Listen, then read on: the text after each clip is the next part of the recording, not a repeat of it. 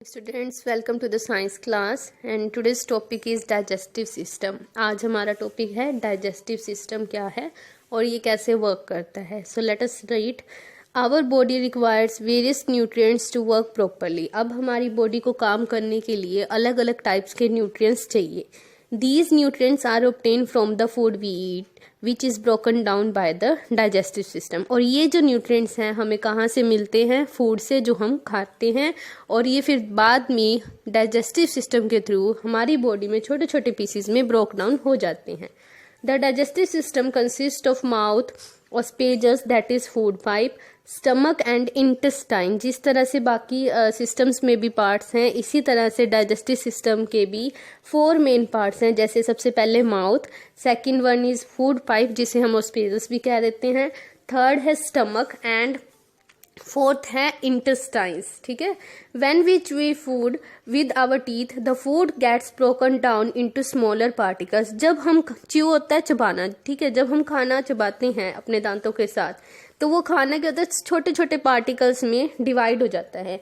These particles gate mixed with saliva, a watery substance released in the mouth. और जो ये particles होते हैं, ये हमारा जो मुंह में लिक्विड पार्ट है, सलाइवा जिसे हम बोलते हैं, उनके साथ मिक्स हो जाता है। ठीक है। That helps in making the food soft, जो खाने को सॉफ्ट बना देता है। Then the food reaches to the stomach through the ऑस्फेजस।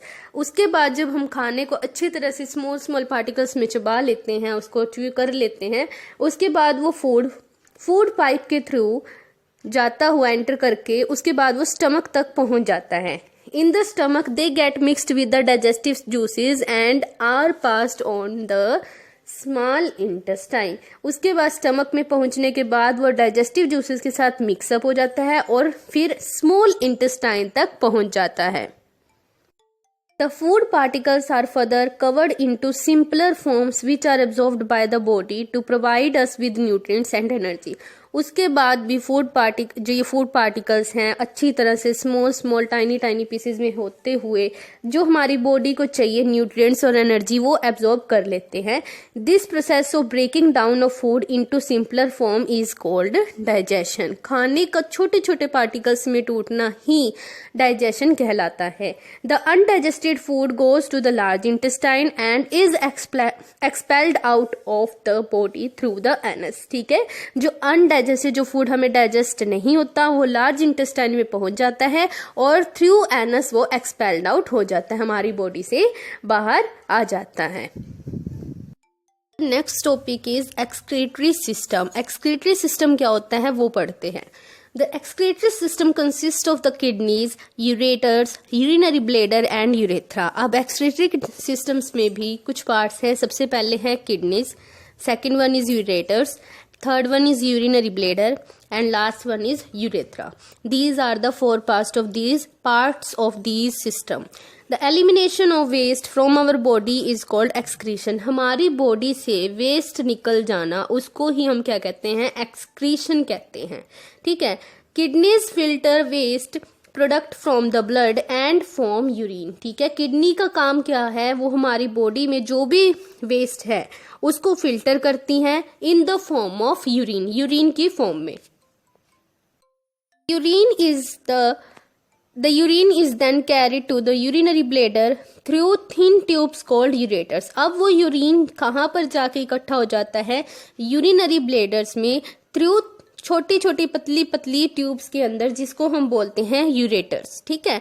The urine collected from the ureter is stored in the urinary bladder. जो यूरिन यूरेटर्स में store हो जाता है, वहां पर स्टोर होने के बाद वो उसे यूरिनरी ब्लेडर तक भेज देता है and excreted through a passage called the urethra. उसके बाद वहां से यूरिन पास आउट होता है यूरेथ्रा की हेल्प से।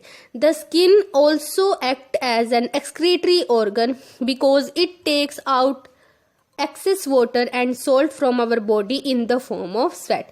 हमारी स्किन भी एक एक्सक्रीटरी ऑर्गन ही है, क्योंकि जब हम कई बार एक्सरसाइज वगैरह करते हैं तो ये हमारी बॉडी से एक्सेस अमाउंट में जो सॉल्ट है और जो वाटर है वो इन द फॉर्म ऑफ स्वेट, पसीने की फॉर्म में हमारी बॉडी से जो गंदा पानी होता है या फिर ज़्यादा अमाउंट में जो सॉल्ट की अमाउंट है वो भी हमारी बॉडी से रिमूव करने में हेल्प करती है।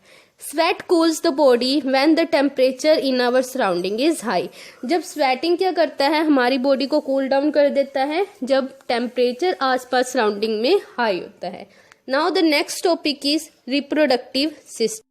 The last topic of this lesson is reproductive system। ठीक है, the organ system by which human reproduce or give birth to their young ones babies is known as reproductive system। ठीक है, newborn babies को जन्म देना ही क्या कहलाता है, रिप्रोडक्टिव सिस्टम कहता है। सो स्टूडेंट्स, आज हमने अपना लेसन कंप्लीट कर लिया है। नेक्स्ट डे हम इसका बुक वर्क स्टार्ट करेंगे। Thank you and have a nice day.